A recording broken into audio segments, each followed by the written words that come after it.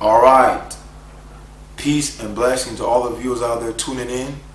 And today we have another powerful and profound message.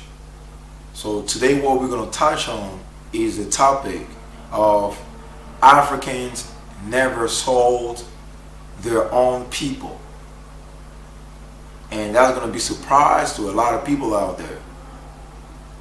But after finished watching this video, then you will understand this message. Without further ado, let's get into it. Keep not thy silence, O God, hold not thy peace, and be not still, O God, for look, thine enemies make a tumult, and they that hate thee have lifted up the head. They have taken crafty counsel against thy people, and consulted against thy hidden ones. They have said, Come, and let us cut them off from being a nation, that the name of Israel may be no more in remembrance. So what you're going to come to realize is that there's a group of nations that are confederate together that have been trying to get rid of the Israelites from way back when, to offset the prophecy so that the name of Israel will be no more in remembrance, so that the name of the true Israelites, who are the Negroes, may be no more in remembrance. They say, let us cut them off from being a nation, for they have consulted together with one consent. They are confederate against thee. So now we're going to get ready to find out who are these people.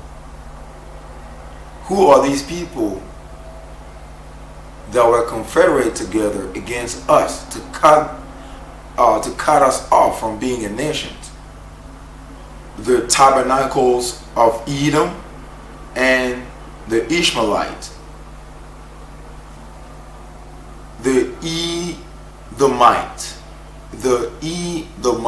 Edomites are the descendant of Esau. Esau was the twin brother to Jacob. And the Ishmaelites are the Arab nations, descendants of the son of Abraham. But the promise was not given to him. It was only given to Isaac. So those are the two nations on top of the list who came together to cut us off from being a nation, so that we will no longer be remembered as the Israelites. Of Moab and the Agarites, the Gebal, the Ammon, and the Amalek, the Philistines, with the inhabitants of Tyre. So those are the other nations that came together and took a crafty counsels against the Israelites, against the Bantu people, to cut them off from being a nation. Yeah, and what have you to do with me, O Tyre and Zidon, and all the coast of Palestine? Tyre, Zidon, and all the coast of Palestine, those are all ancient Africans that God is referring to. Will you render me a recompense? And if you recompense me, swiftly and speedily will I return your recompense upon your own head. The children also of Judah and the children of Jerusalem have ye sold unto the Grecians, that ye might remove them far from the border. The indigenous Africans, or the old indigenous African, got together with the so-called Europeans, and they commenced and sold the Israelites, or the Bantu Negroes, into slavery. So when the European put that in the textbook, saying that Africans sold other Africans, they use a technicality.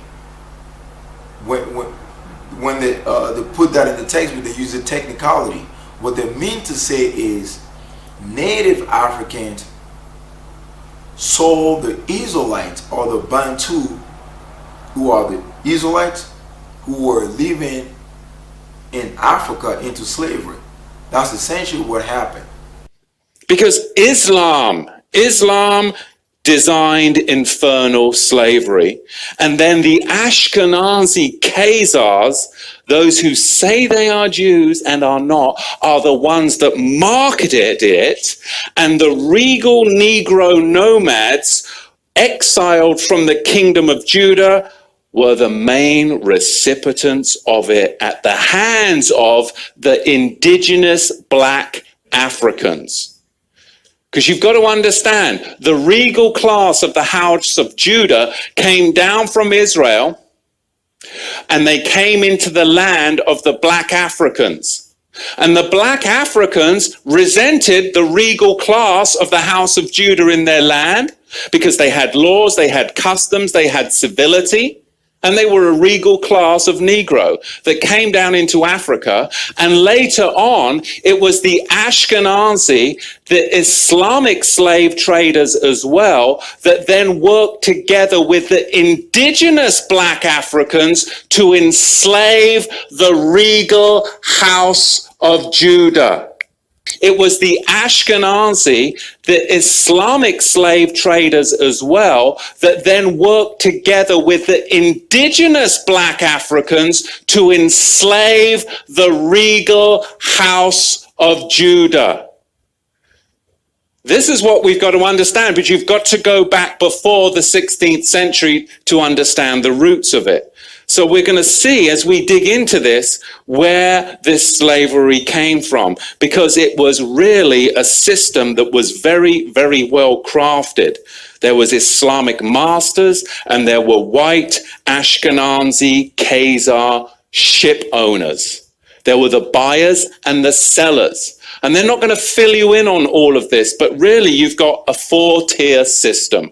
Number one, you have the Negro nomads that were exiled from the kingdom of Judah.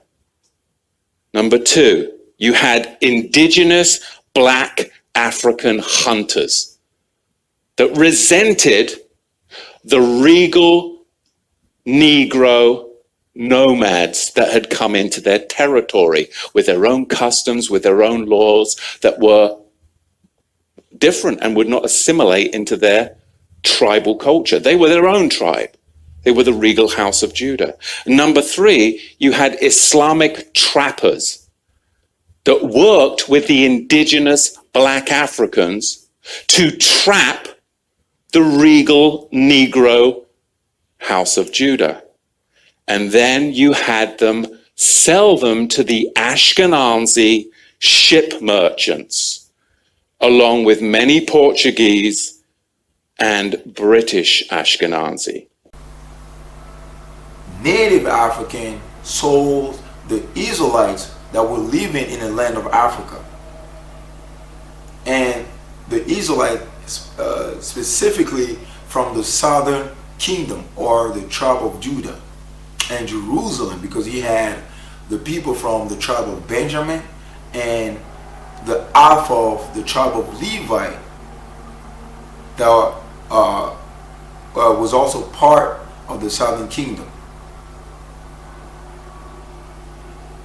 So that's what he's talking about. So those are the people who came together along with the white man and commenced and sold the children of Israel into slavery. That's essentially what happened.